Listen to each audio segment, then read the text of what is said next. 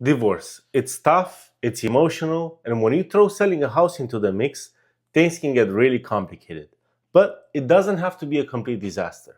Hey everyone, I'm Edward Dumitrak, and I've been helping people navigate the real estate world for over 9 years here in the DMV. I've seen firsthand how stressful selling a house can be, especially during a divorce. So, in this video, I'm going to share some real world advice and strategies to help you protect your investment and come out of this situation with the best possible outcome. For your convenience, I've added chapters to this video so you can skip ahead to the part that interests you the most. Listen, in this video, I'll mostly tell you that you need to communicate with the spouse, either directly or through a mediator. But I understand that in some situations, this is simply not possible. So I'll tell you this one thing and one thing only, and then you can skip the video. If you're really struggling to come to an agreement with your ex, selling to an investor for a quick cash closing might be the best option.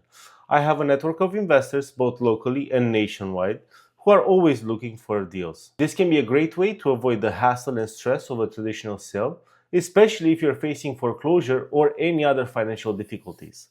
Now, first things first, communication is key. I know it's probably the last thing you want to hear right now or do, but trust me, it's worth it. Owning a house is one of the biggest investments most people make, and it would be a shame to let it go to waste because of misunderstandings. Now, I'm not saying you have to be best friends with your ex, but you do need to find a way to communicate effectively and make joint decisions about the sale. If you can't agree, a judge will end up deciding for you, and that's not always ideal. Think of it this way. You're both on the same team when it comes to selling the house. You both want to get the best possible price and move on with your life. So, try to put aside your differences and focus on the common goal. Of course, it's easier said than done. That's why it's crucial to have a strong support system in place. Lean on your friends, family, therapist, or even a divorce coach to help you navigate the emotional roller coaster that comes with divorce. And don't forget about the legal side of things. Every state has different laws regarding divorce and property division. So, it's crucial to have an experienced attorney in your corner. They can help you understand your rights, protect your interests, and ensure a fair outcome. Now, let's talk about the house itself. Even though you're going through a tough time, it's important to present the house in its best light to potential buyers. So, this means decluttering, cleaning, staging, and making any necessary repairs.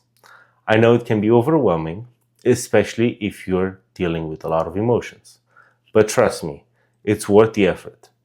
A well-maintained and staged house will sell faster and for a higher price. In one of my recent transactions, the couple was disagreeing on the timeline of getting the house on the market, among everything else. One wanted to list immediately because they were making payments on the mortgage, while the other needed more time to clear out the house and prepare it for the sale. My goal was to get them the best possible price, so I worked with them to find a solution that worked for both parties by helping each of them understand why the other might be right.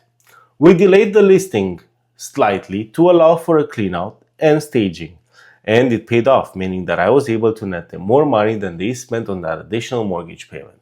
Another time during the home inspection contingency, we received a request for almost $20,000 in credits to the buyers for repairs. One of the spouses wanted to be out of the situation so bad that they agreed to concede the entire $20,000. But the other spouse didn't want to spend more than $5,000 for credit towards the buyers. I reminded them that my job is to represent their best interest and get them the most money. So I asked them what is the most they're willing to concede for these repairs. I went back to the agent of the buyer to negotiate. Despite my clients having agreed on a maximum of $5,000, we ended up giving the buyers only $2,000.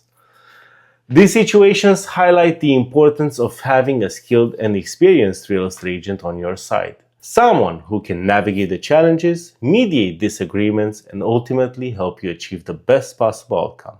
Now, I'd like to hear from you in the comments below if you could benefit from an extra $15,000. Well, that's the reward if you can agree to be open to communicate on what makes sense.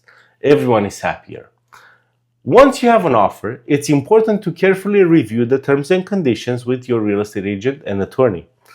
I usually break it down to each spouse because the conversations are usually separate. Make sure you understand everything before you sign anything. Don't be afraid to negotiate. Remember, you're not just selling a house, you're also trying to finalize a divorce. So be prepared to compromise and find solutions that work for everyone involved. Now, some of you might be thinking about buying out your spouse, and that's definitely an option. But it's important to get professional advice from a divorce attorney and a financial advisor. But let's say you bought the house for $300,000 a few years ago and now it's worth $500,000. In my opinion, it's fair to base the buyout on the current market value, not the original purchase price. It might not be what you want to hear, but it's the right thing to do. Of course, it's not always easy to come up with that kind of cash, so you'll need to qualify for a new mortgage that covers the existing mortgage payoff and provides enough cash to buy out your spouse's equity. I know it's not easy to be understanding with your ex during a divorce, but trust me, it can save you a lot of money and stress in the long run. Now, I want to hear from you. What are your biggest concerns about selling a house during a divorce? Share your thoughts and questions in the comments below. And if you're looking for guidance and support during this difficult time, don't hesitate to reach out. I'm here to help. Thank you for watching this entire video. I know that since you watched it all the way, you might likely want to watch this video as well.